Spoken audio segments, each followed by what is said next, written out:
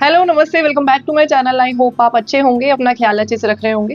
तो मेरे एक सब्सक्राइबर हैं थिंक रियल एस्टेट करके, उन्होंने मुझे कमेंट किया और उन्होंने ये लिखा कमेंट में कि उनका किसी लड़की के साथ पिछले 8 साल से रिलेशनशिप था और बात जो है वो शादी तक आ गई थी।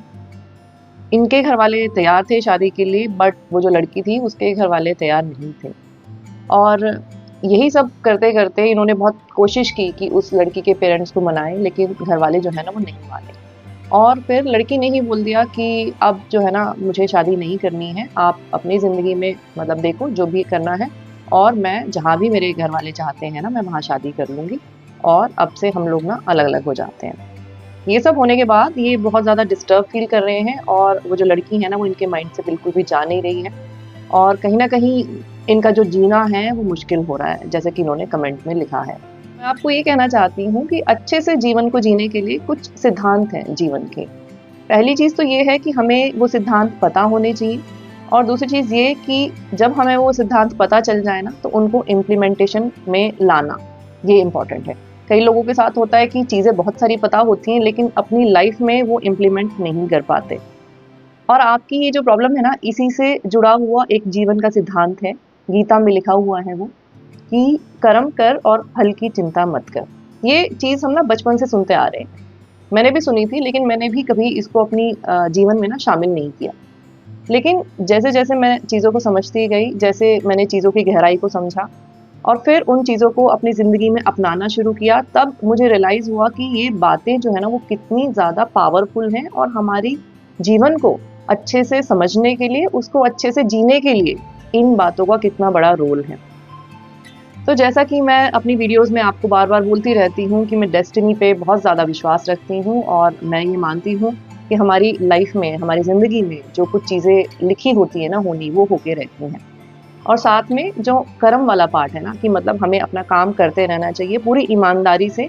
हमें जो भी कुछ रोल दिया गया है, जहाँ पे भी अगर आप कहीं पे काम कर रहे हो, घर पे आपके पास कोई ज़िम्मेदारियाँ हैं, तो वो सारे के सारे जो रोल्स हमें असाइन हुए हैं ना, वो रोल्स हमें पूरी ईमानदारी से, पूरी निष्ठा से और खुश होके निभाने हैं।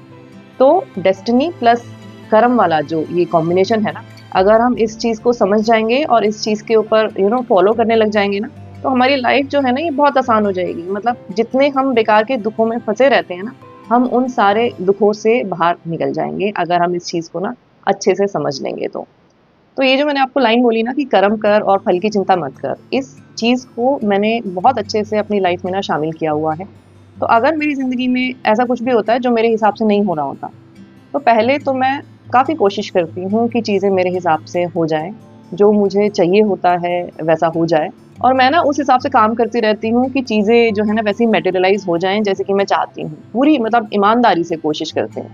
लेकिन जब मुझे ऐसा लगता है ना कि मेरे बहुत कोशिशें करने के बाद भी, मेरे बहुत एफ़र्ट्स करने के बाद भी चीज़ें वैसे नहीं हो रही हैं, जैसे कि मैं चाहती हूँ, मैं उसको डेस्टिनी वाले पार्ट पे ना छोड़ देती हूँ और मैं ये सोच लेती हूँ कि भगवान की इच्छा नहीं है, जो मैं चाहती हूँ वैसा हो।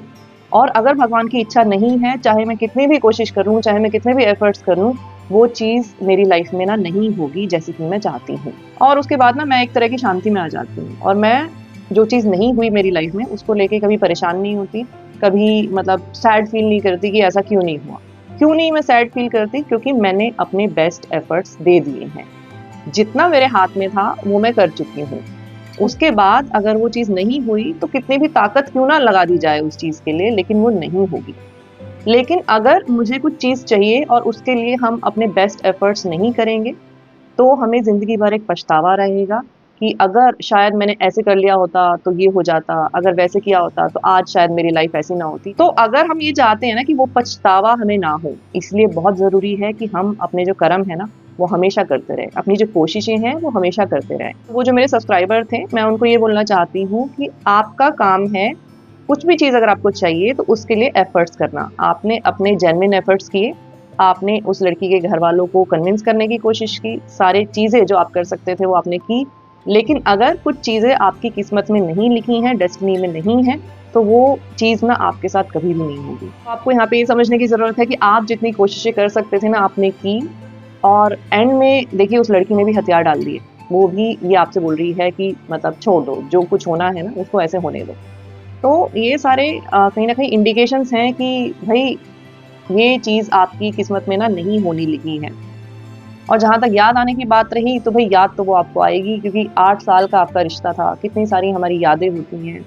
और जब कोई रिश्ता टूटता है ना, तो उसके साथ हमारी एक होप होती है फ्यूचर को लेके, वो होप भी कहीं ना टूट जाती है। इसलिए हमें ज़्यादा हार्ट ब्रेक फील होता है, क्योंकि प्रेजेंट तो गया ही गया, उसके साथ साथ फ्यूचर की भी जो चीज़ें थी ना, जो आपने सोची हुई थी, वो भी सारी की सारी खत्म हो जाती हैं। तो ये होगा, और ऐसा नहीं है कि ये सिर्फ आप ही के साथ हो रहा है, बहुत सारे लोगों के साथ ऐसा होता है। पर टाइम एक ऐसी चीज़ है जिसके साथ साथ चीज़ें जो है ना इम्प्रूव हो जाती हैं। और अगर हम पास्ट की चीज़ों को बार बार रिलीव करते रहते हैं ना, बार बार सोचते रहते हैं, तो वो सारी चीज़ें बहुत पक्की होने लग जाती हैं हमारे दिमाग में, और फिर उनसे निकल पाना बहुत ज़्यादा मुश्किल हो जाता है। तो अभी के लिए जो कोशिश करनी है ना, वो ये है कि पुरानी चीज़ों में आपको बार बार नहीं जाना है। आपको अपने टाइम को इस तरह से डिवाइड करना है कि आप कुछ ना कुछ नई चीज़ अपनी लाइफ में कर रहे हो, कुछ ना कुछ नया ज़रूर सीख रहे हो, या कुछ भी ऐसा काम जिसमें आपका माइंड ना पूरा फोकस कर रहा हो, जहाँ पे आपके माइंड को ना बिल्कुल खाली टाइम ना मिले। तो यहाँ पे मैं आपको एक और बात कहना चाहती हूँ, अगर आप जीवन को अच्छे से समझना चाहते हो, ज़िंदगी की हर प्रॉब्लम का सामना अच्छे से करना चाहते हो, तो आपके पास एक किताब होनी चाहिए, जो है श्रीमद् भगवद गीता। यही सेम किताब आपको लेनी है जो मैं आपको दिखा रही हूँ। बहुत सारे वर्जन्स आपको मिलेंगे, लेकिन आपको यही वाली किताब लेनी है। ये एक ऐसी किताब है कि अगर आप जीवन पे मास्टरी करना चाहते हो ना, तो इससे बेहतर और कुछ भी नहीं है। जैसे हम किसी सब्जेक्ट की किताब पढ़ते हैं, इंग्लिश की, हिंदी की, कंप्यूटर्स की, और उस सब्जेक्ट में फिर हम आगे फर्दर जाते हैं, आगे उसकी स्टडी करते जाते हैं।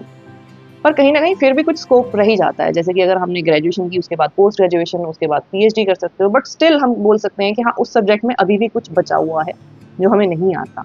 लेकिन अगर आपने ये एक किताब पढ़ ली ना, तो इसके बाद जीवन को समझने के लिए आपको किसी और चीज़ की ज़रूरत नहीं पड़ेगी।